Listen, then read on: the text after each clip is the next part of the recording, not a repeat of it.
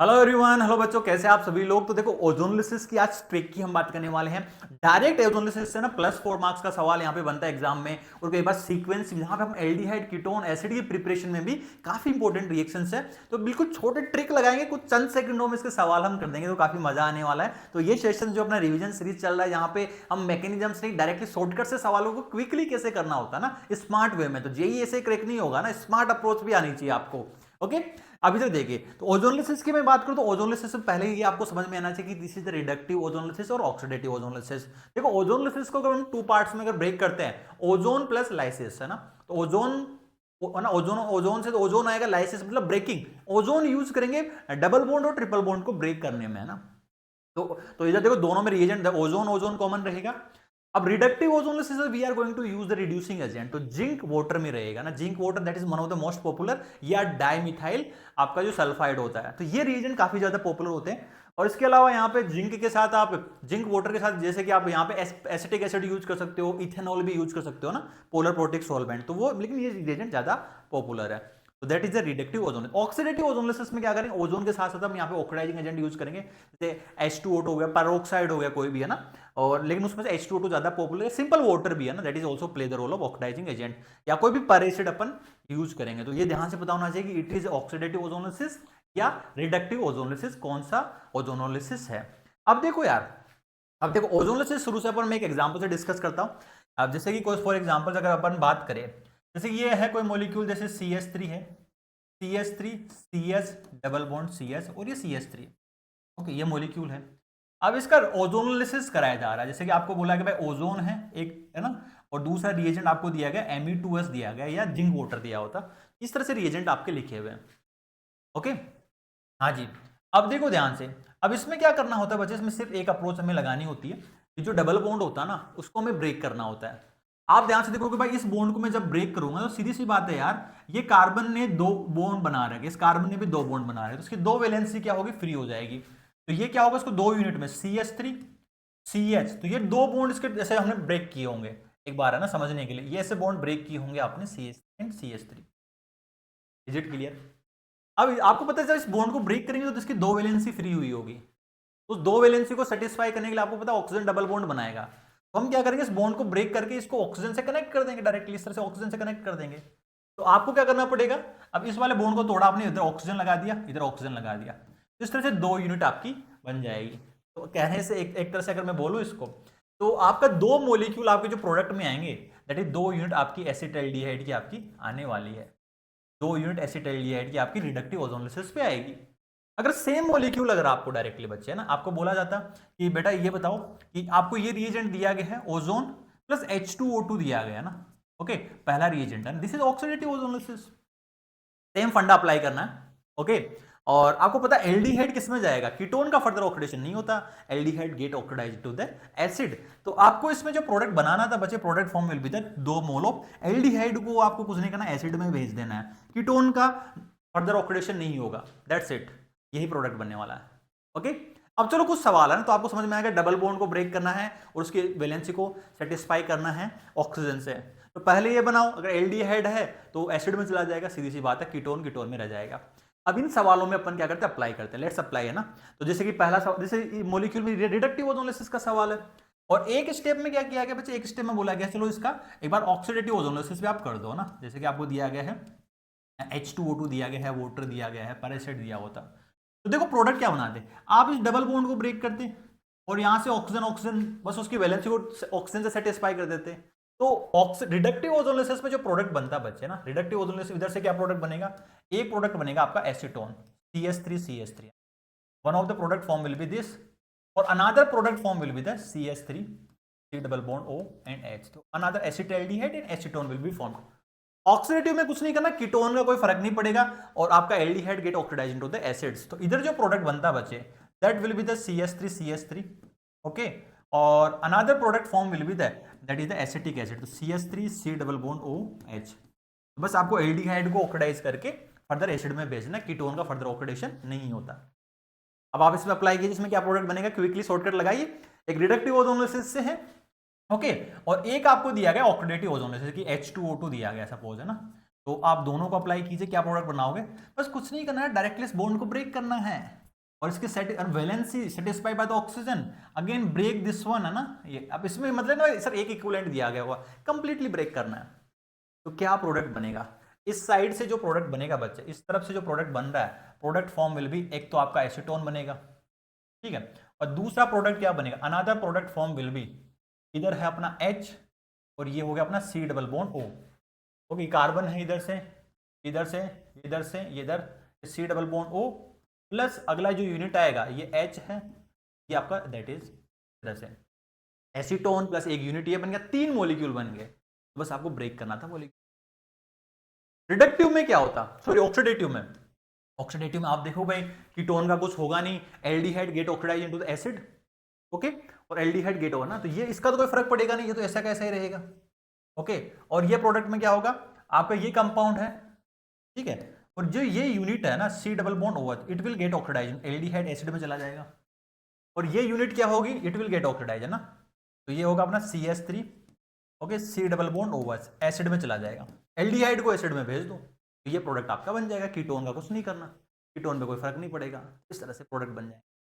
हाँ जी, इसमें अप्लाई कीजिए जल्दी से ना, क्विक लिया ना। बाकी फिर कुछ PYQs में अपन अप्लाई करते हैं, और दोनों तरह से करना, ओजोन प्लस यहाँ से H2O2 दिया गया, दोनों दिया गया है, बस कुछ नहीं करना यार, ऑक्सीजन बॉन्ड को तोड़ के ऑक्सीजन चिपकाना है, ओके। तो क्या प्रोडक्ट बनने वाला है, इसमें जो प्रोडक्ट बनेगा, यहाँ पे मिथाइल ग्रुप आपका लगा हुआ है, डबल बॉन्ड इधर से आ जाएगा, दैट्स इट, दैट्स, इधर से देखोगे ये एल्डिहाइड ग्रुप आ जाएगा, that's it, with in the molecule, है ना। ऑक्सीडेटिव में एल्डिहाइड को किस में भेजना है, एसिड में भेजना है, सेम मोलिक्यूल बना दो, बस एल्डिहाइड ग्रुप को आप एसिड में भेज दो, C double bond O OH में भेज दो, दैट्स इट द प्रोडक्ट, है ना, तो ये आपका प्रोडक्ट बन जाएगा। अब देखो बात, अब डबल बॉन्ड और आपने एल्कीन का तो देख लिया, एल्काइन में क्या करना होता है बच्चे ना, जैसे कि ये ऑक्सीडेटिव ओजोनोलिसिस दिया गया है, ऑक्सीडेटिव, और आपको एक रिडक्टिव ओजोनोलिसिस अगर एल्काइन का दिया गया, जैसे ओजोन हुआ एंड दैट इज सेकंड, आपको जिंक वाटर दिया गया, रिडक्टिव ओजोनोलिसिस। देखो मैं आपको ध्यान से बताऊं, एल्काइन में पता क्या करना होता है, now this is the alkyne, अब ये एल्काइन आपको दी गई है, अब एल्काइन में क्या करना है बच्चा, आपको दो रिडक्टिव ओजोनोलिसिस में तो 2 बॉन्ड आपको तोड़ने हैं और ऑक्सीजन ऑक्सीजन आपको लगाना है, ओके। तो ये कंपाउंड क्या बन जाएगा, compound form will be the, 2 he bond हमें ब्रेक करने होते हैं, 2 बॉन्ड तोड़ के उसको ऑक्सीजन लगा दिया, ये कार्बन डबल बॉन्ड CH3, है ना। तो होगा क्या, break only 2 bond, break only 2 bonds. Reductive में तो हम 2 ही बॉन्ड ब्रेक करते हैं, लेकिन ऑक्सीडेटिव में क्या होगा, ऑक्सीडेटिव ओजोनोलिसिस जब करेंगे बच्चे, तो उसमें हम क्या करेंगे, सारे के सारे बॉन्ड तोड़ देंगे, है ना। जब सारे बॉन्ड तोड़ देंगे तो सीधी सी बात है ये एल्डिहाइड बना होगा, और ये आपका क्या बना होगा, ये भी aldehyde, aldehyde get oxidize into the acid, तो है ना। तो ध्यान रखना ना, ट्रिपल बॉन्ड की जब रिएक्शंस होती है ऑक्सीडेटिव ओजोनोलिसिस में, तो हम तीनों के तीनों बॉन्ड क्या करते हैं, ब्रेक कर देते हैं, और कंपाउंड जो बन जाएगा, पहले एल्डिहाइड बनेगा, aldehyde get oxidize into the acid, okay, और ये भी क्या बनेगा, एसिटाल्डिहाइड बनेगा, it will get oxidize into the acid, तो ये प्रोडक्ट बनेगा। तो आपको क्या करना होता है, ब्रेक ऑल 3 बॉन्ड, इस केस में क्या होगा, ब्रेक, ओके, ऑल 3 बॉन्ड्स, तीनों बॉन्ड्स को आप ब्रेक कर दो, दैट्स इट, है ना, तीनों बॉन्ड को आप ब्रेक कर दो ऑक्सीडेटिव ओजोनोलिसिस में, एल्काइन में। लेकिन रिडक्टिव में हमेशा एल्कीन हो या एल्काइन हो, हमें 2 बॉन्ड ब्रेक करने हैं, ऑक्सीजन चिपकाना है, तो ये आपका है ना, ये फंडा होता है, ओके। अब देखो सवालों में अप्लाई करते क्विकली, है ना, जो मैंने आपको सिखाया, अब देखते हैं कितना सही से, अगर आपने जो भी सा कंसेप्ट सीखा उसको आप अप्लाई कर पा रहे हो क्या एग्जाम में। आपको बोला गया है कि 2 हेक्सीन, आपको 2 हेक्सीन बोला गया, now this is the 2 hexene, 1 2 3 4 5 and 6, this is the 2 hexene, है ना। कौन सा ओजोनोलिसिस है, ओजोनोलिसिस आपका जो है बच्चे दैट इज ऑक्सीडेटिव ओजोनोलिसिस है। जब आप ऑक्सीडेटिव ओजोनोलिसिस करोगे, ओके, है ना, ओजोन प्लस वाटर की प्रेजेंस में जब रिएक्शंस करोगे, तो क्या करना है बच्चे, 2 इस बॉन्ड को ब्रेक करना है, कंपाउंड क्या बनेगा, कंपाउंड बनेगा C double bond OH plus, अब आपको देखना है सबसे पहले कंपाउंड क्या बनेगा, ये है C डबल बॉन्ड OH, ध्यान से देखना 1 2 3 4 1 2 3, तो एक यहाँ पे ज्यादा बन गया है। अब लेकिन ये ध्यान रखना भाई, अरे यार वापिस चला गया, चलो कोई बात नहीं, फिर से बना देते हैं, फिर से बना देते हैं, क्या प्रोडक्ट होगा, आपका आंसर आ गया होगा 1 2 3 4 5 6 3 4 5 6, तो ये बना होगा। अब जब आपने इसका ओजोनोलिसिस किया, लेकिन पहले ध्यान से है ना, पहले जैसे इसमें वाटर दिया होता ना, दैट्स वाटर, ऑक्सीडेटिव था, तो पहले आप इसको क्या करो, एल्डिहाइड बनाओ, एल्डिहाइड को get oxidize into the acid, okay. तो क्या होगा, इधर से तोड़ दो, इधर ऑक्सीजन ऑक्सीजन लगाया, तो ये क्या बनेगा, CH3 C डबल OH बनेगा, प्लस इधर 1 2 3 4 कार्बन का ना, है ना, तो 1 2 3 4, तो ये बनेगा कंपाउंड। अब इसका फर्दर ऑक्सीडेशन कर क्या करोगे भाई, रिडक्टिव होता तो ये बनता, अब ऑक्सीडेटिव है तो aldehyde get oxidize into the acid, it will get oxidize into the acid. तो आपको नाम क्या होगा बच्चे, नाम होगा एक एसिड का नाम क्या होगा, इसको देखो ध्यान से, 1 and 2, okay, 1 is the propanoic acid ना, सॉरी आपका ये एसिटिक एसिड्स हो गया, तो 1 2 3 and 4 एक हो गया butanoic acids, acetic acids and butanoic acids, ऐसा कुछ है क्या, तो butanoic acid and acetic acid is the product for this one. आज इसमें देखिए, अब ये क्या दिया गया है, ओजोन दिया गया है, जिंक वाटर के साथ रिएक्शंस कराई गई है, ये एग्जांपल ऑलरेडी अपन डिस्कस कर चुके हैं। तो इसमें प्रोडक्ट क्या बनेगा, product form in this case will भी, यहां से ब्रेक कर दो, ऑक्सीजन ऑक्सीजन लगा दो, तो 2 यूनिट किसकी बन जाएगी, CH3COOH, 2 यूनिट एसिटाल्डिहाइड की आपकी यहां से बन जाएगी, है ना। तो 2 यूनिट मतलब आपको बोला गया भाई बी प्रोडक्ट क्या होगा, दैट इज एसिटाल्डिहाइड, और उसकी 2 यूनिट है ना। हाँ जी, इसमें देखो ये रिवर्स अप्रोच है आपका। अब देखो यार, रिवर्स अप्रोच में हमें क्या करना होता है ना, रिवर्स अप्रोच को मैं सिखाऊं आपको। अब इधर देखिए ध्यान से, अगर मुझे स्टार्टिंग प्रोडक्ट लेके आना है ना, अब जैसे मुझे स्टार्टिंग प्रोडक्ट लेके आना है कि भाई देखो आपको प्रोडक्ट दिया होता है, फिर हमें गेस करना होता है किससे मिलके बना होगा। देखो अगर वापस पीछे आना होता है, पीछू आना है, तो आपको जो ये ऑक्सीजन ऑक्सीजन यूनिट को वापस से कनेक्ट कर दो ना, ऑक्सीजन को रिमूव कर दो, और ये पाई बॉन्ड, ऑक्सीजन को हटा के पाई बॉन्ड को वापस से जोड़ दो, तो ये रिवर्स में अपना रिएजेंट आ जाता है। अब जैसे कि ऑक्सीडेटिव में होगा तो एल्डिहाइड में कन्वर्ट कर दो, ऑक्सीजन ऑक्सीजन को जोड़ दो, ऑक्सीजन ऑक्सीजन को कनेक्ट कर देंगे तो हमें वापस हमारे रिएक्टेंट मिल जाता है। तो ये रिवर्स अप्रोच होती है, कई बार काफी काम आती है। अब देखो सवाल में अप्लाई करेंगे ना। हाँ जी, इसमें आपको बोला गया एक हाइड्रोकार्बन है X है विद मोलिकुलर फॉर्मूला C6H8, ठीक, ओके, और uses 2 mole of hydrogen on catalytic hydrogen, मतलब 2 मोल कैटालिटिक हाइड्रोजन करता है, अब या तो 2 डबल बॉन्ड रहे होंगे, एक ट्रिपल बॉन्ड रहा होगा, ओके, तो उसके 1 मोल के लिए 2 मोल हाइड्रोजन की जरूरत पड़ते हैं कैटालिटिक हाइड्रोजनेशन में, ठीक है, क्योंकि वहां पे 2 डबल बॉन्ड रहे होंगे या एक ट्रिपल बॉन्ड रहा होगा। और उसका जब ओजोनोलिसिस करते हैं, यील्ड 2 मोल ऑफ मीथेन डाइकार्बोल्डिहाइड, है ना, एक कंपाउंड X है, और जब कोई भी ओजोनोलिसिस आपको नहीं दिया गया हो ना, तो आप उसको रिडक्टिव ही मान के चलना बच्चे, कुछ भी ना दिया हुआ हो तो ना, ओके। और आपको बोला गया मिथाइल डाइकार्बोल्डिहाइड, अबे कुछ कॉमन नेम है, तो मिथाइल डाइकार्बोल्डिहाइड ये होगा, ओके, क्योंकि ये मिथाइल है और ये डाइकार्बोल्डिहाइड, इसकी हमें 2 यूनिट मिल जाती है। क्या होता है, इसकी हमें 2 यूनिट मिल जाती है, मिथाइल डाइकार्बोल्डिहाइड, है ना, दिस इज मिथाइल और डाइकार्बोल्डिहाइड, ये 2 यूनिट हमें प्रोडक्ट में मिल जाती है। तो हमें रिएक्टेंट गेस करना है, तो रिएक्टेंट गेस, ये प्रोडक्ट मिल गया। अब मैंने आपको क्या बताया, रिवर्स अप्रोच में अगर जाना है तो इनको वापस से कनेक्ट कर दो, इनको वापस से जोड़ दो, इनको वापस से जोड़ दोगे तो रिएक्टेंट आ जाएगा। रिएक्टेंट क्या होगा बच्चे, रिएक्टेंट आपका यही होगा, ये कार्बन, ठीक है, और यहाँ पे डबल बॉन्ड, ठीक है, और नीचे वाला ये, तो ये आपका कंपाउंड आ जाएगा। इसका आईयूपीएसी नेम क्या होगा, what is the IUPAC name of this compound, इधर देखिए कहीं से भी, है ना, 1 2 3 4 5 and 6, ये क्या है, साइक्लोहेक्सा 1 and 4 डाइईन है, तो D option is answer for this one, D आपका आंसर रहेगा। नाउ इसमें अप्लाई कीजिए, in the chemical reaction sequence A and B respectively क्या होगा।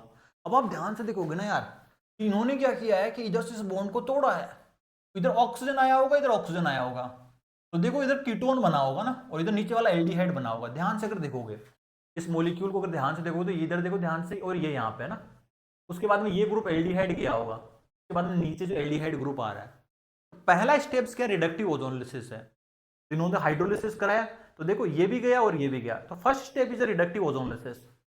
अब सेकंड स्टेप में उन्होंने क्या किया, ये रिएक्शन आपने पढ़ी नहीं होगी ना, जिसको नहीं पता बिल्कुल भी, बट आपका काम है अगर इतना कंसेप्ट करना। इसके आगे की जो रिएक्शंस है, क्योंकि ऑर्गेनिक मिक्स सवाल आते हैं, बी रिएजेंट क्या होगा, आप ध्यान से देखोगे ना यार, ये क्या है, मिथाइल कीटोन है, this is a methyl ketone, तो ये आगे का कंसेप्ट है जिसको हेलोफॉर्म रिएक्शन हम इसको बोलते हैं, यहां से बॉन्ड टूट जाता है ना, तो that is the iodoform reaction जिसको हम बोलेंगे ना, तो ये आंसर रहेगा।